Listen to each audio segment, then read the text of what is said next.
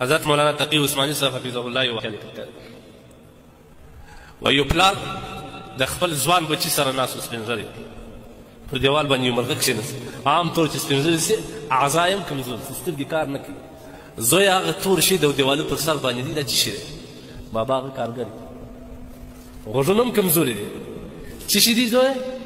وام کارګر دي وام ورسره زیات زوی څه شي دي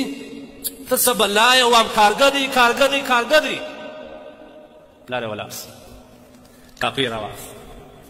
په کاپۍ کې هغه خپل د ژوند هغه تاریخ لیکلی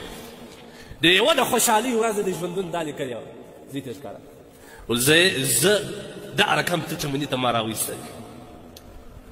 ما ته داسې چمني ته راویستی او پر دیوال باندې دا رقم یو مرغه کښېنستی او تا نوي خبرې زده کړې دا کاپۍ کې دا لیکلي تا نوي خبرې زده کړې وې تا ما ته وویل بابا دا څه شي دی په انازکه ژبه دې راته وویل ما ورته زه پلانکی 11 وارې تا زما څه پوښتنه وکړه ما جواب درکړي او ستا په جواب زه خوشحاله کېدم خشمېدلم نه نن چې زه ذوق ته ورسېدم په درېیم ځل باندې تا ما ته اوف وویل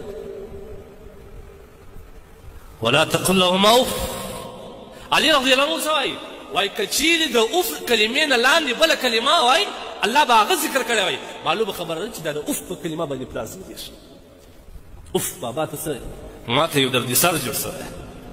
نن خو زموږ د معاشرې ځوانان دا نوي معاشرت والا دا 2023 ځوانان دا خو په سپین ږیري بابا شرمېږي ما ته یې مولوي صاحب کیسه وکړه وایي ما ته داسې کس را معلوم دی چې د دنیا نوی ماډرنه ځوان و پلار یې په دا ساده جامه کې روان و لنګۍ د خړ پړ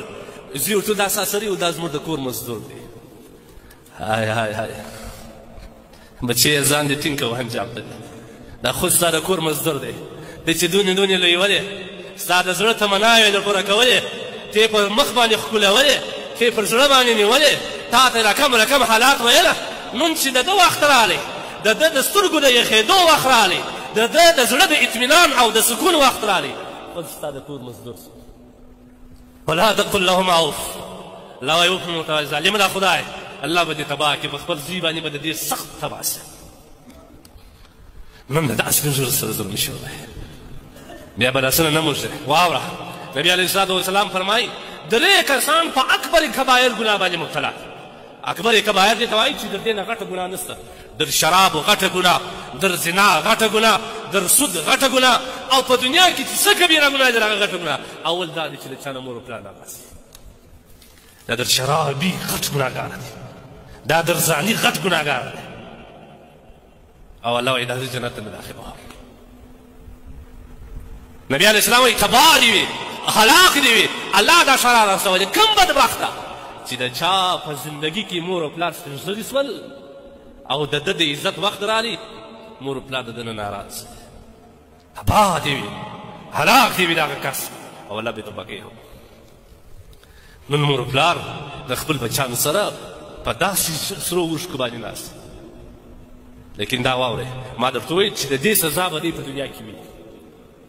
د دې سزا به ویني د ده اولاد به ده چې د پلار سره څه کړي ده خو په مزدورو ته ویل دي د ده اولاد به د خپل پلار ته په لیوني وایي واورئ دا تاریخ دی د دې کیسه پټه نشته که نه دا واوره هغه سپین ږیري پلار الله وایي ان الجنة تحت اقدام الامهات جنت ته دې سپېرو پښو لاندې دی ډېرې مزغله جنت ته دې سپېرو پښو لاندې